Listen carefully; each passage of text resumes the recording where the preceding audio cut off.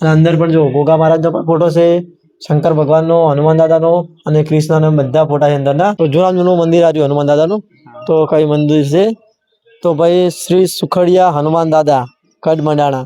બીજું વસ્તુ નરેશ આપણે આજે તમે શું કહેતા આનું કોઈ તમે કહેતા હતી બતાવજો તમે શું કહેતા હતા આમનું. તો બંને ભાઈ આ સાઈડ આ મહારાજની ધૂણી દખાયેલી છે.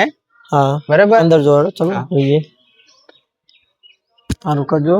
હા આ અખંડ જ્યોત હળગે અહીંયા.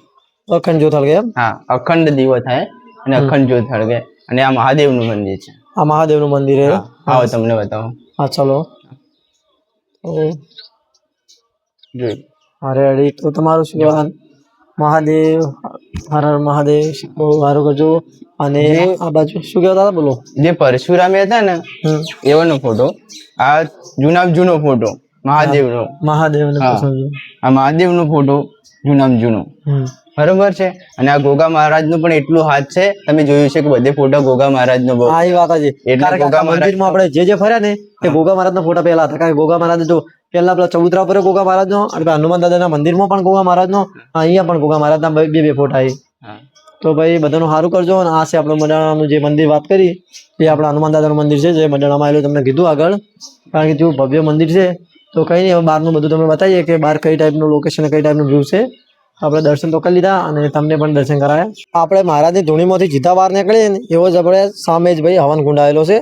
અને આ બાજુ જો ભાઈ, આ બાજુ જે પત્રવાળું મોટું ઘર જેવું દેખાય એ શાના માટે નરેશ શું કેવું તમને? આ મહારાજને રહેવા માટેની જગ્યા છે અને ઉપર પંખી ઘર બીજું આવેલું છે. એવું છે? હા. તો ભાઈ જો આ મહારાજને રહેવા માટેની જગ્યા છે અને પંખી ઘર, એના ઉપર એક પંખી ઘર. તો ભાઈ અહીંયા 3 જણા તો પંખી ઘર થી, અને જે અત્યારે કોઈ બહારથી કોઈ આવેલું હોય એમના માટે રહેવા માટે, અને જે મહારાજ હોય રહેતા હોય જે સેવા કરતા એમના માટે રહેવા માટેની સુવિધા છે. જો ભાઈ આ સારું મોટું ભાઈ મકાન જેવું જગ્યા બનાવેલી છે મોટી.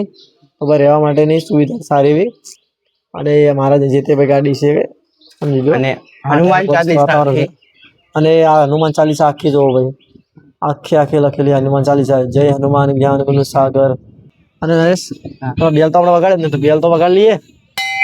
જય હનુમાન દાદા. અને આ જુઓ શિવલિંગ પણ મૂક્યા છે. જો ભાઈ આ નાના શિવલિંગ ને. તો આ બાજુ ઘણા બધા ઝાડ અને ફૂલ ને બધું આવેલું. જો ભાઈ આ ટાઈપ નો ફૂલ સી જોવો છો, મસ્ત સરસ એવા ફૂલ સી જોઈ લો. આ હું નાનો હતો ને બહુ આવતો હવે તો ખાલી એનો ખાલી આટલો ટુકડો નાનો તોડી અને જમીનમાં નાખી દો ને તો ઉગી જતો. તો જો આ બાજુ પણ એવા છે. અને ઘણા એવા સારા એવા ઝાડ જો આ બાજુ ઘણા એવા આવેલા છે. નરેશ જો આ મેઠી લીબડી આપણે પછી નાખીએ ને, જે અસામાં નાખીએ કડી પત્તા દાળમાં નાખીએ ને, દાળમાં મસ્ત આવે યાર. તો આ બધા ઝાડ તમને બતાવો આગળ બીજા ઘણા છે. જો આ બાજુ આ ઝાડ છે એનું છે નરેશ તમને ખબર હે?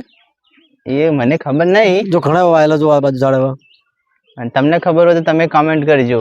તો ભાઈ આ શાના ઝાડ છે તો આપણને તો ખબર નહીં, જેને પણ ખબર હોય એ કમેન્ટ કરજો. અને બીજું એક વસ્તુ બતાવું આગળથી દેખાય તો જોઈ લો. આ બાજુથી જઈએ થોડા. હા રેડી.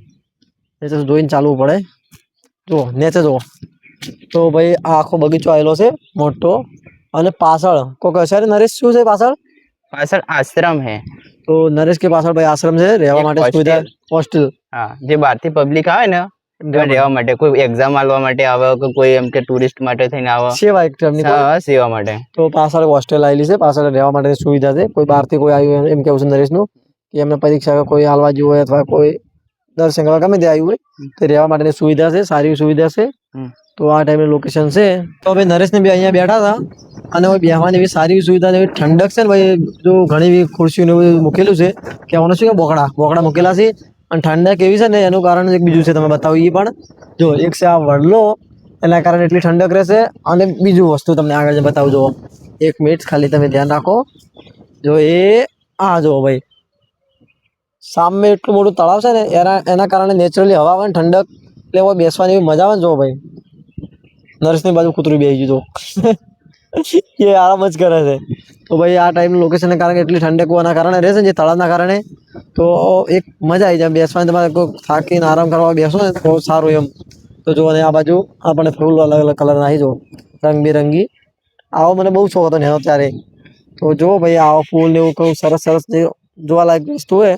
બંને ભાઈઓ ભાઈ એકદમ નેચરલી હવા લઈએ ને આરામ કરીએ ભાઈ બેઠા છે ચલ આરામથી, કારણ કે એવી ઠંડક આવે છે ને મજા આવી જાય છે.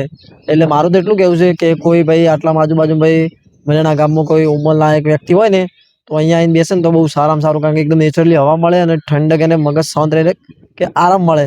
તો કોઈ ઉંમર લાગે તો અહીંયા આવીને બેસે તો બહુ સારું. અને ભાઈ લોકેશન તો બહુ સારું જ છે. તો કઈ નહીં, હવે મળે બીજા વ્લોગમાં. ત્યાં સુધી જય માતાજી, જય મેરડીમાં.